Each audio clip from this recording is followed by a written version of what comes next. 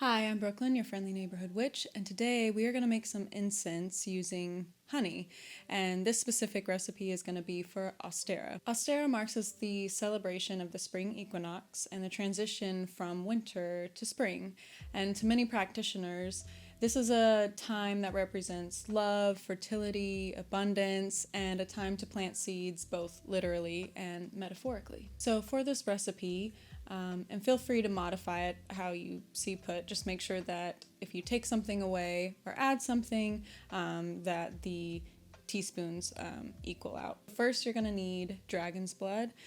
This is to represent power and strength, encouragement of changes, and since we are transitioning into a new season and a season of light at that, we're coming out of this darker, gloomier season where plants have died and now we're coming back to life. So we have new changes, new beginnings.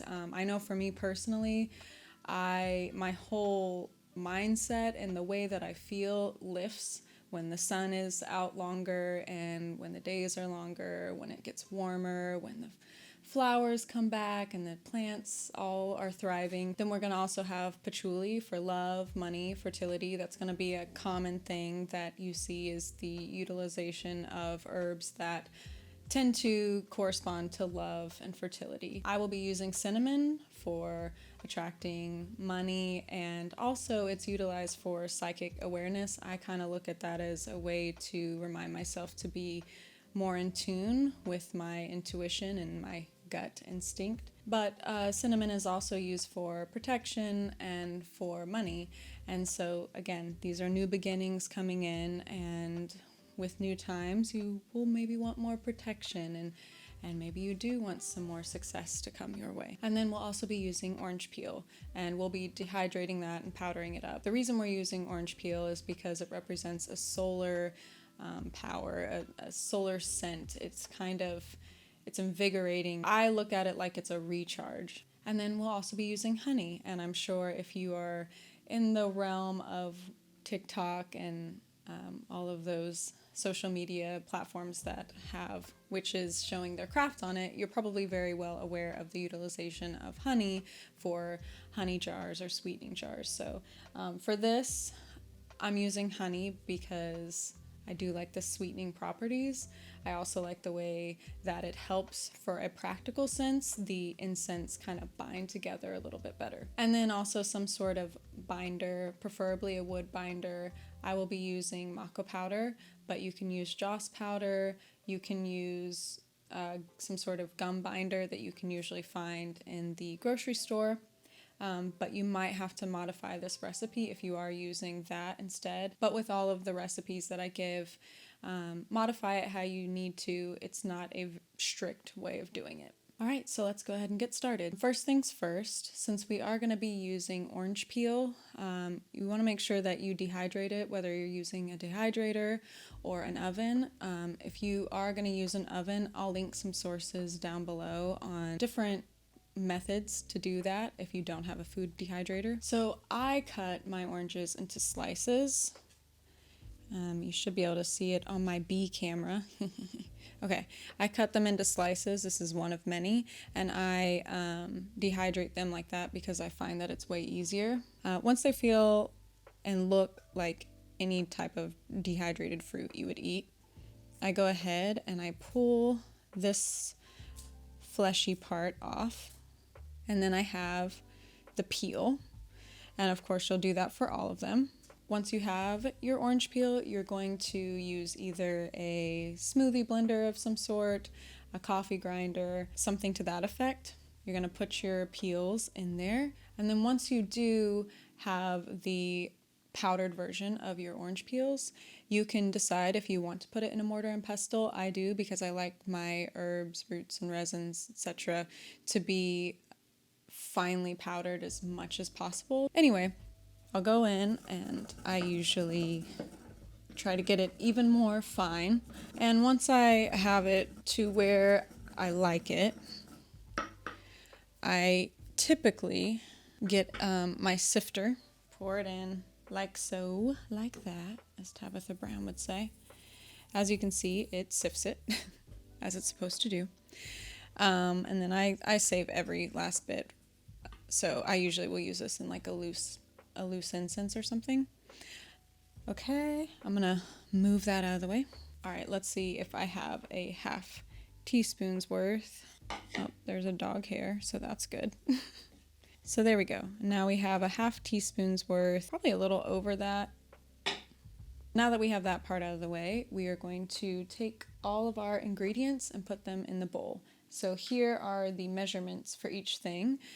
Dragon's blood is going to be a half teaspoon. Your wood binder is going to be 1 teaspoon, so whether it's Joss, Mako, what have you. Patchouli, a half. Cinnamon, a fourth. Orange peel, a half. Obviously, a half of it powdered. If you want to use an essential oil blend, I'm going to use a half teaspoon for it, but you don't have to. For honey, I'm going to start with a fourth and see how it goes. We can add more as needed. But let's go ahead and do our dragon's blood, joss, patchouli, cinnamon, and orange peel.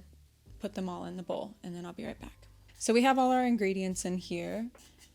Just doing one more, quick mix. And now you'll add your essential oil if you want. And for this, I'll be adding a half teaspoon of my essential oil blend. Mine contains rose and orange and some other things, but feel free to do what fits for you. And I like using these wooden craft spatula sticks. I don't even know what you call them. So actually, I'm gonna go ahead and scoop it out onto here just so you can see it. As you can see, the consistency is very, you can tell that the mix is wet, but it looks, it obviously is not bonding like a dough, and that's good. We don't want it to be doing that because we haven't even added honey or water yet. Depending on your environment, the humidity, all of these factors, this will determine how much water you will add. And this is a messy reused water bottle, so don't judge me. Also, since we are using honey, I use gloves because it's going to get sticky. But I'm going to go ahead and kind of start pinching it together just to kind of form it.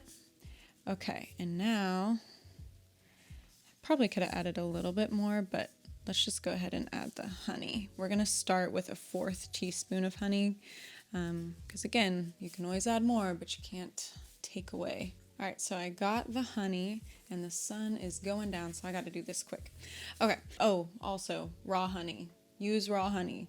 If your honey looks like that bear, it's probably not raw. There are so many local beekeepers that are ethical and all those things that you can source from. I'm here in Atlanta. There are a ton. Actually, a couple of my friends have a beehive. So anyway, and also raw honey is going to be way better for the consistency of your dough.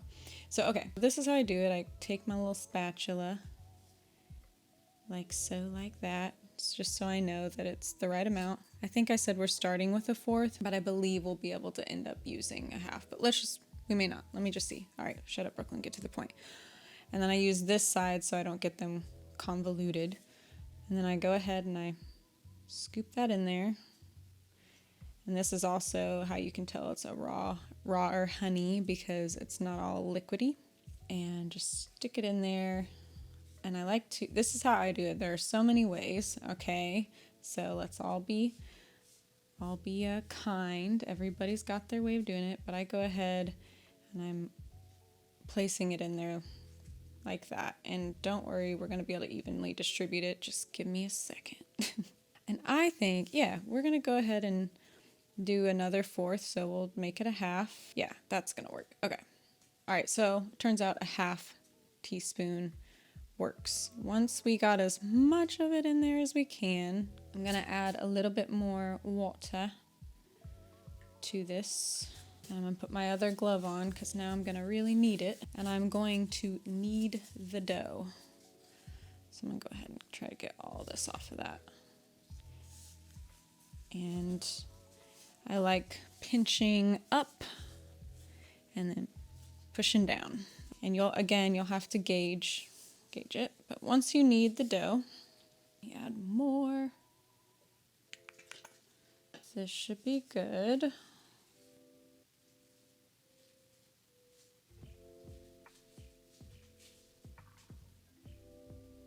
And now we're gonna roll it.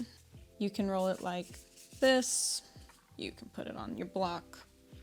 Roll it like that. You can use wax paper to roll it over. Whatever's gonna work best for you. Also, I like making jumbo sticks. And then I'm gonna go ahead and insert it up the bottom or the top. It doesn't really matter because, yeah. Oh, and then that happens. It's okay if that happens, just weave it back in there. Now, there are other ways you can roll it. There's a lot of people that they'll take the dough and roll it down. You can do that. I just like doing it this way because it's fun. Okay, and then you have your stick. And obviously this makes like 2 jumbo sticks, but I think it would make like 3 to 4 smaller ones.